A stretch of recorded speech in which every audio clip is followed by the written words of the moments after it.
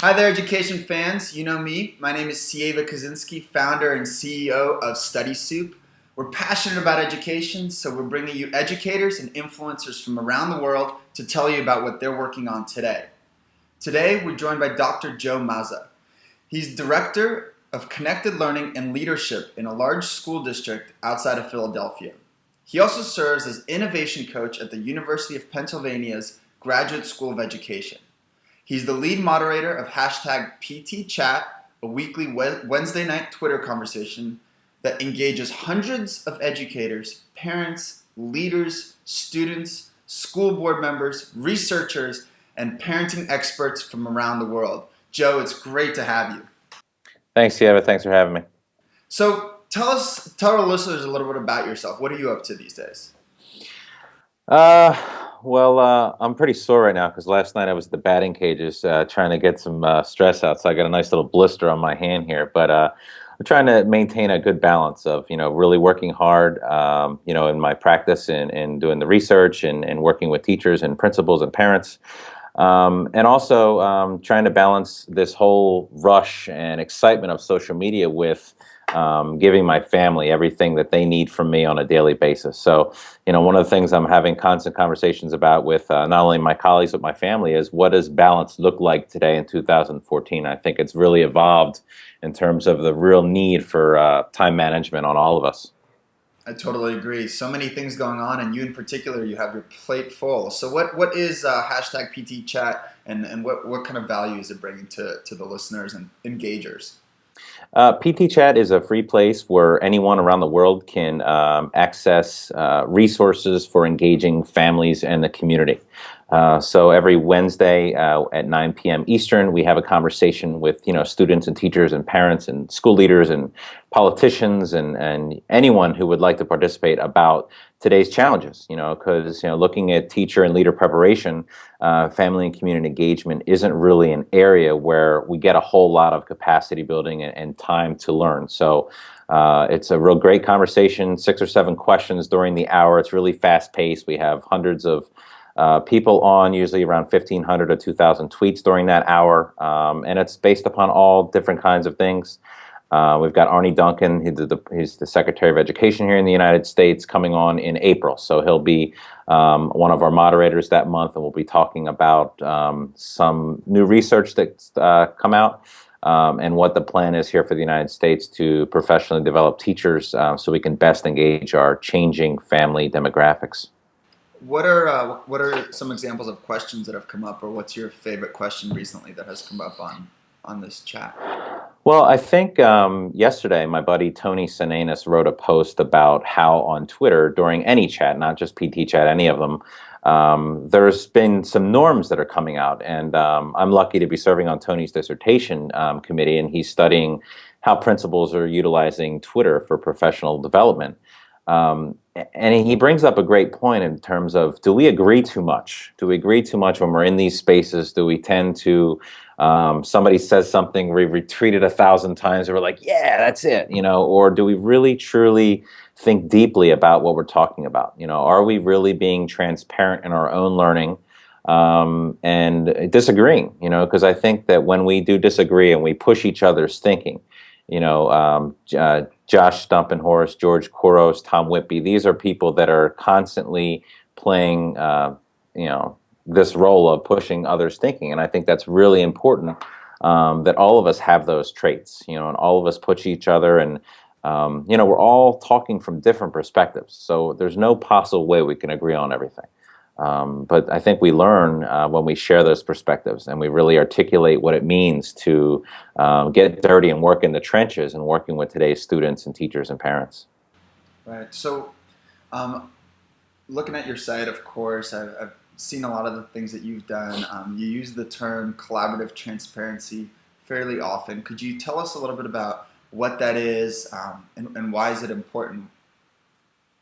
I think social media gives us this opportunity to be collaborative, be transparent at the same time. Whenever we're talking about social media, I rarely use the word private, because everything we put on there is public in some way, shape, or form. So when we're teaching kids, we're teaching teachers and leaders and parents, social media tools are public. Whatever you're sharing on there is transparent. It's like you're yelling it out the front door of your school.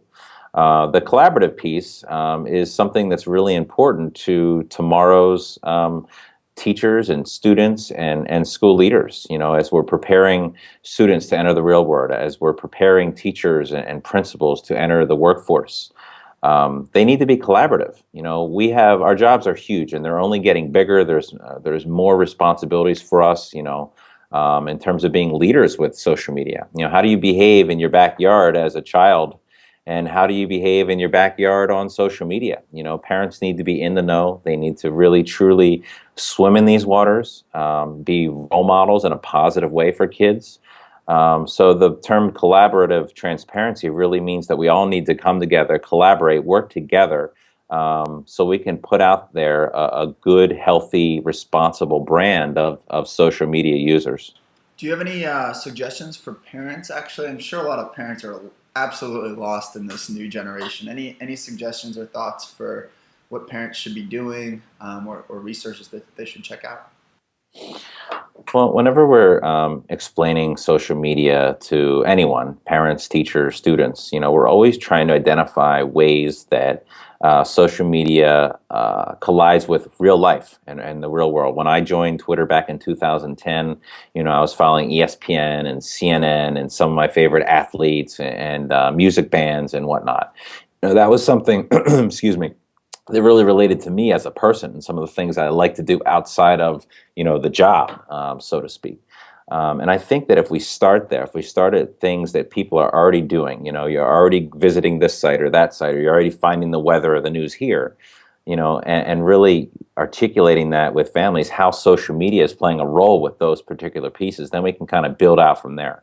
It's really difficult to see how we can use some of these tools or jump on social media in our professional life if we don't find value in it as people on a daily basis. And most parents I know are trying every day to provide everything they can for their kids, whether that's resources, time, parenting tips, and you name it, it's on social media. You can find anything about anything or anyone, on social media on a daily basis. Yeah, definitely. So jump in, parents, try it out. What about teachers? What does the future of teacher and leader preparation in general look like? I think the classroom is all about connecting kids globally to other kids, to other adults, to inspiring individuals, having people work in spaces that, maybe they show up to school, in that physical place at that location.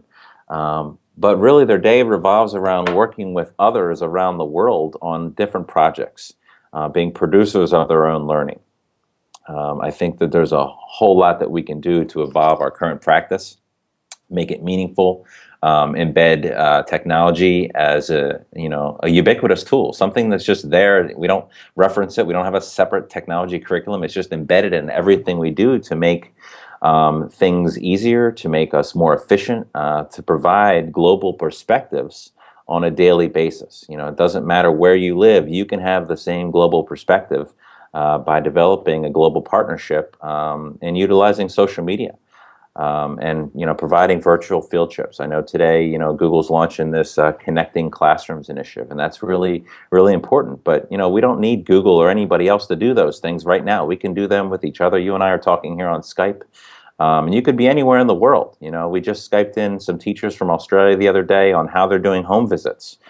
We have a lot to learn from a lot of other countries and a lot of other schools, and it's not about being number one or being the best. It's about having the most perspectives and really being reflective and connecting your teachers, your parents, your students with the rest of the world so that they might become inspired and do something differently and better and more deeply with kids. So you actually mentioned virtual field trip. What do you mean by that? Well, I think that if you build capacity with your teachers, you build capacity with your parents, and you send kids on a field trip, using Twitter, for example, you can basically have that whole entire field trip captured, You got pictures, you've got captions, you've got an archive, and you can share that field trip with anyone if they weren't able to attend. Like, the school principal, I can't always go on a field trip. I've got another 500 kids back in the building, to be responsible for. Parents are working. Other teachers might want to identify what the year before's class did so they can maybe enrich some of the curriculum and the pieces that they're teaching the following year. All of these people can be a part of this field trip and pull out a different piece that's helpful to them.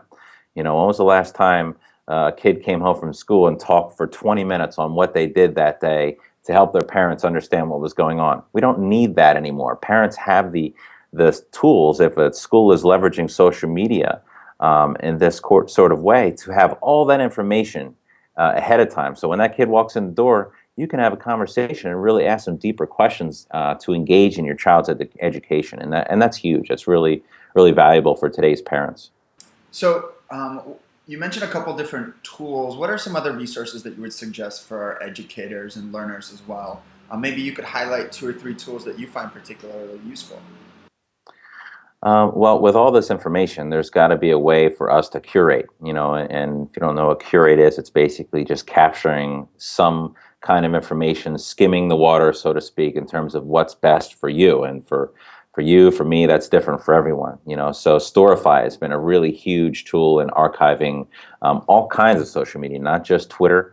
You can archive pictures and different links and websites and audio feeds and video feeds, on there, and then save that as an actual URL, a website, a page where you can send folks. So, they come out as stories. We do one of those for every one of the PT chats, but, for every professional development you have, you can archive those, tweets that come out of there or different websites that are shared and whatnot. We just did one yesterday. We had a technology symposium here in Montgomery County.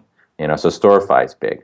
Another tool that I'm finding particularly useful is, podcasting. And our busy lives, we oftentimes don't have as much time as we'd like to read tweets or to read blogs or to listen to podcasts. What podcasts do you like to listen to? Well, I'm part of the BAM radio network, and we have PTchat radio, but there's tons of other ones. There's Brand Ed radio, there's Sat Chat radio, there's Ed Chat, Ed Tech Chat.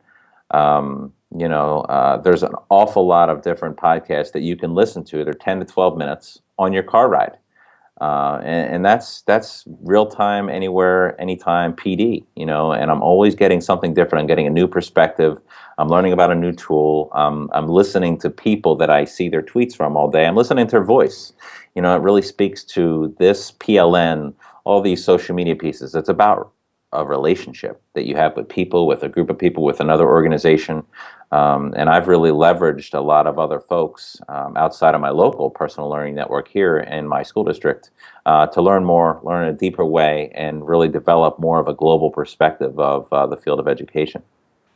Right on. We'll definitely suggest some of those tools.